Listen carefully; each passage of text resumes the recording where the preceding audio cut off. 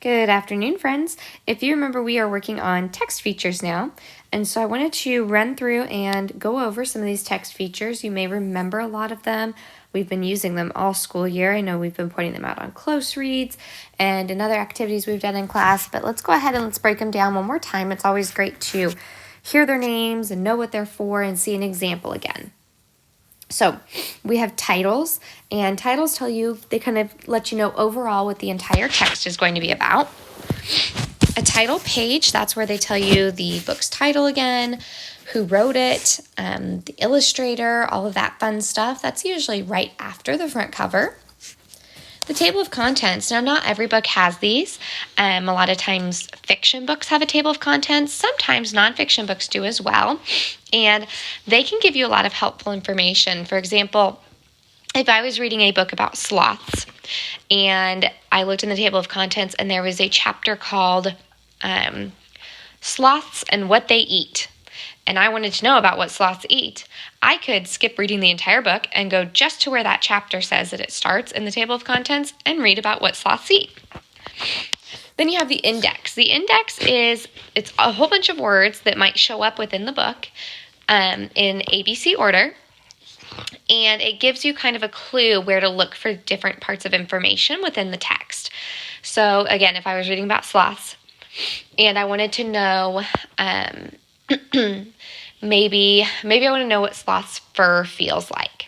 Okay, I could look in the index and I would look where I see other words that start with F, and I might find the word fur. And it's going to list every page for me that the word fur appears on. So then I can go and look at just the pages that have fur and see if I can find out what sloth's fur feels like. Then you have a glossary. A glossary is also in ABC order, and it tells you what the words that are in the book means. So this is different from a dictionary. A dictionary tells you every single word ever in English and what they mean. A glossary just tells you the words that are in that story.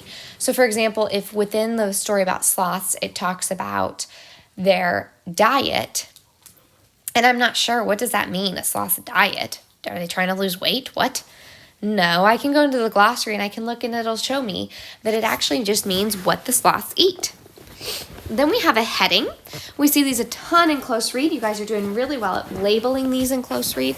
And if you remember, we have a motion for these, and a heading gives you a heads up about what the text is going to be about below it. Okay, so the title tells you what the entire text will be about. The heading's giving you just a small section and telling you what's in that small section. The next one, Barney is trying to help guide the iPad too, sorry, is a photograph.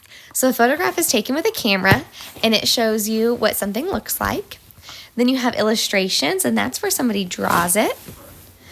A caption comes with a photograph or an illustration, and it tells you what's happening within the photo or the illustration. And it's usually in a whole sentence, okay? That's important to know because captions and labels are similar but different.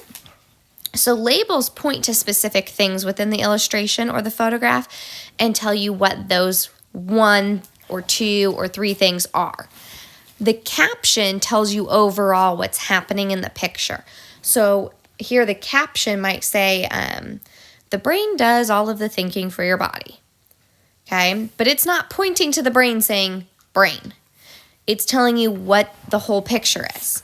Whereas down below, you have an image of lungs, and it's pointing to naming the different parts of the lungs.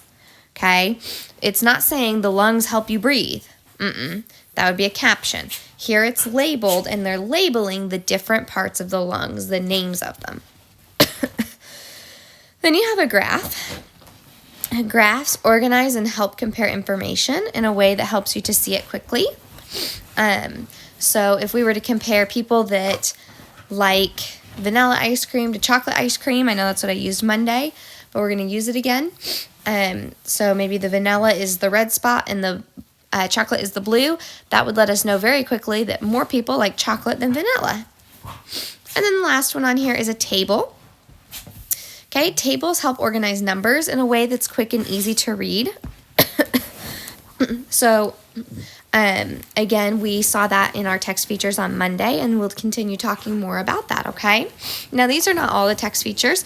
If you remember, we also talked about bold words, and bold words are important words that the author thinks that you may need to know. So I want to jump on over to a vocabulary video because it's one of my favorites.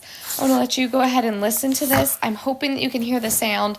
If not, I apologize. It's still great to just watch. Leo here just found out he has to do a report on sloths. He checks out a non-fiction book. The title is All About Sloths. This is a little bit different from the fiction books that he's been reading. It's got all these text features. Those are the things that draw his eye to important information and help him understand all the interesting facts. Leo's gonna use those text features to find his way around the text. Yo, Leo opens the book. It looks like nonsense till he looks in the front for the table of contents. It's nothing like the table in his kitchen. It lists big topics with a short description. Leo sees chapter 2 is called Sloth Habitats. Starts on page 15. He flips to that at the top of the page. Just as expected, it says Sloth Habitats in very big letters. That's called a heading. It helps him figure out what this section of the book is all about. There are subheadings too. The chapter's divided by smaller headings like trees and climate. Leo sees a picture that makes him laugh. A sloth hanging from a branch, that's a photograph. It was taken with a camera, put in the book to show us how a sloth really looks. Underneath the photo, there's a quick description. That's a caption. It tells you what's in the picture. Leo starts to wonder, what's a sloth diet? There's a text feature that'll help him find it. It's called the index. All topics of importance are listed in the back in ABC order. Leo spots diet, that was easy to find. It's on pages 7 through 9. Feeling lost in a book that's non-fiction? Text features will point you in the right direction. The captain has a compass, a pilot has a map. You can use text features to find facts. Feeling lost in a book that's non-fiction? Text features will point you in the right direction. The captain has a compass, a pilot has a map. You can use text features to find facts. Leo keeps reading, it's making him think.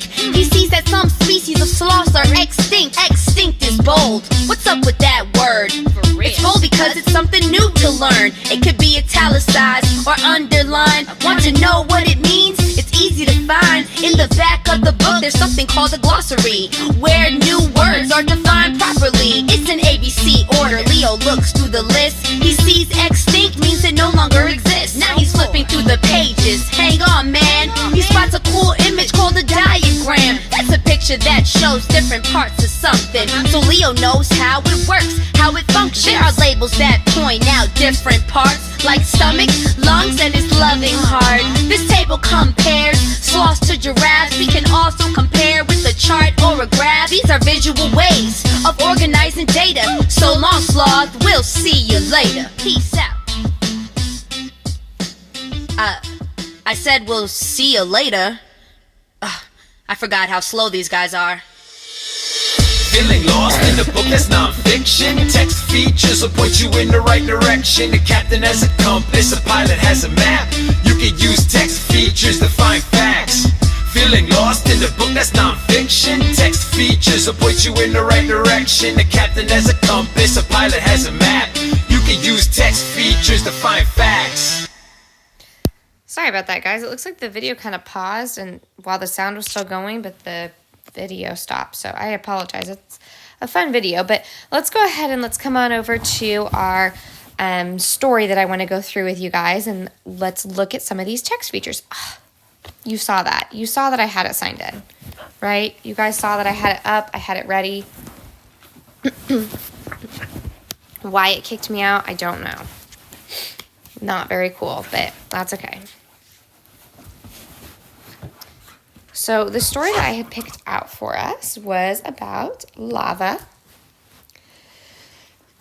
And this lava story has a lot of text features to help you get some more information. So let's go ahead and read it.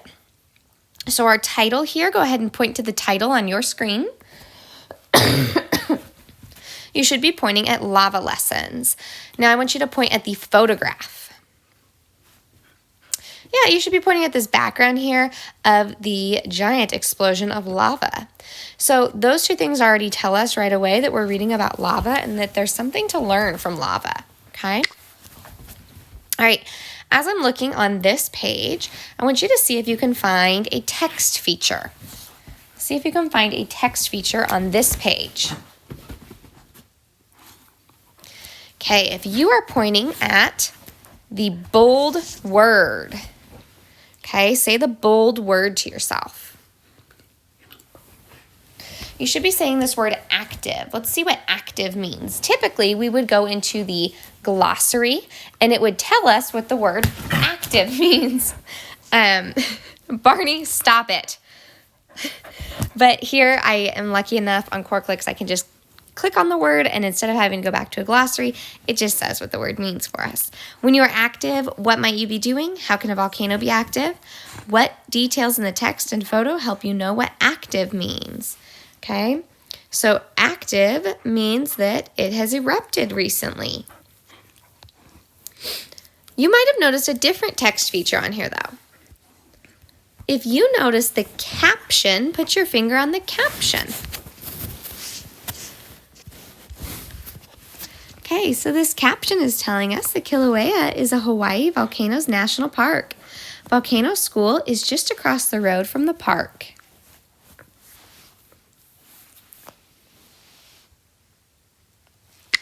Going on to the next page, you'll see some new text features here. See if you can count how many text features you find.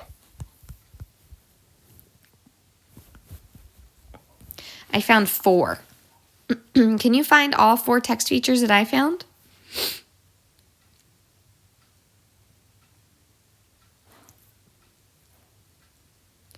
I found 2 captions. One is on the left and it says magma forms deep beneath Earth's surface. When it can be seen, it's lava. And one is on the right. It says lava bursts out of a vent. Now, that's not a label, because if it was a label, it would just be pointing to the lava and say lava to tell me that that's lava. Instead, it's describing what's happening in the photograph. That makes it a caption. Lava bursts out of a vent. I also see 2 photographs, okay? One goes with each caption. Now, there are 2 more text features. You might see the bold word, which is magma. Okay, instead of going to the glossary to find out what magma means, I can just click the word because it's Core Clicks. Magma means melted rock, but it's when it's below the Earth's surface and can't be seen. Once you see it, then it's lava. Do you guys see the last text feature that I'm thinking of? If you're thinking of the heading, Land of Lava, you would be correct. So this tells me that I'm going to read about the land of lava below that heading. On this next page, I see some more text features. I see a caption, lava from Kilauea flows into the Pacific Ocean. I see the photograph of that happening. And then we can see a lovely map. This map is once again helping us understand where in the world this is happening. But what's really neat about this map is that the map has labels on it. They've labeled each of the Hawaiian islands so that we know the names of them. And they've labeled where Kilauea is. Flipping to this next page, we see 2 more types of text features. Whisper them to yourself. Touch the 2 captions as I read them.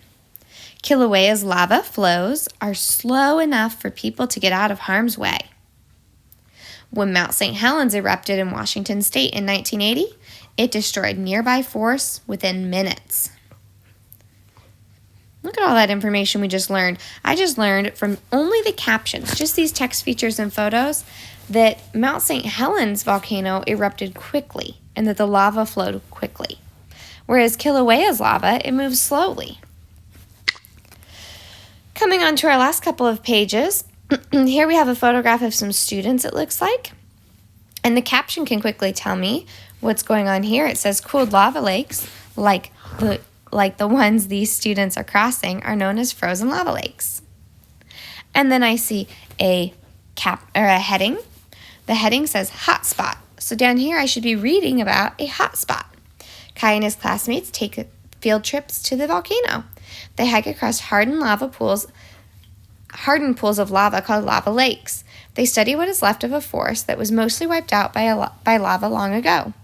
Sometimes the students spot hot lava, but they know not to get too close. The lava can burn your shoes, says student Clara Krause. Okay, so I read about the hot spot where students don't go. I also see on here a bold word, lava lakes. And here we can learn about lava lakes. Typically, we would go to the glossary to learn what lava lakes are.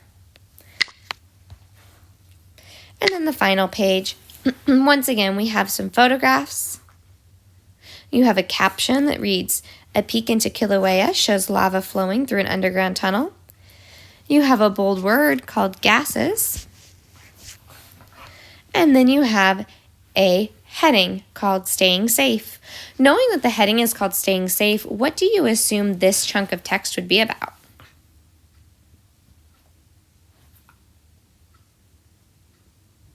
It's probably about ways to stay safe around lava. Now, we could go back and we could do also the activity over text features. So let's go ahead and let's work on this together for a moment. I need to label each of these text features on this page. Can you point to where you think the photo is? Good work. I'll drag and drop that there for you. Can you point to where the map is? Good job. I'll drag and drop the map there. What about where is the caption?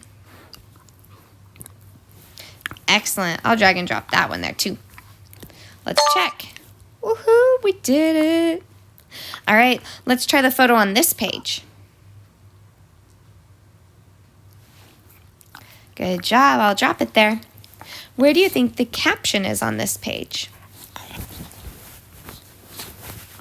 Absolutely. Okay, friends, where do you see the heading?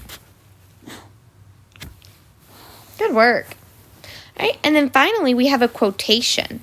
If you remember, quotation marks are talking marks, and we've talked about using these within our writing. Do you see where the quotation marks could be? Yeah, they're down here. Okay, and those are like the in the air commas kind of, but they're called quotation marks and they show that somebody's talking. What's another name for a cooled lava lake? Well, we didn't really read that, so that would be a little bit tricky. So we're going to go ahead and close on out of here. Okay, but now we've had some practice with our text features. So I'm going to jump on over to Canvas, and I want to show you guys, and I had this signed in too. I hope it doesn't make me re-sign in. Cool. I want to show you guys what the expectation is for today. So there's Monday.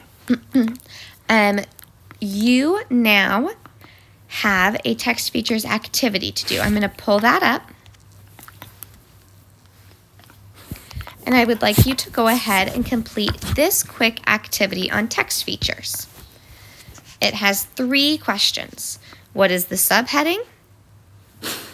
Okay, remember, it might say subheading. That's the same thing as a heading for us.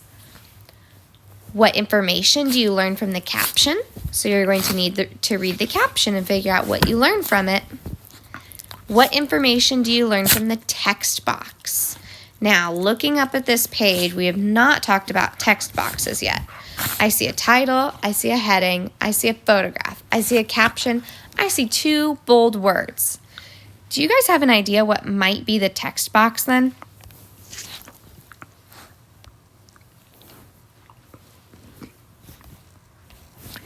This piece right here is the text box, okay?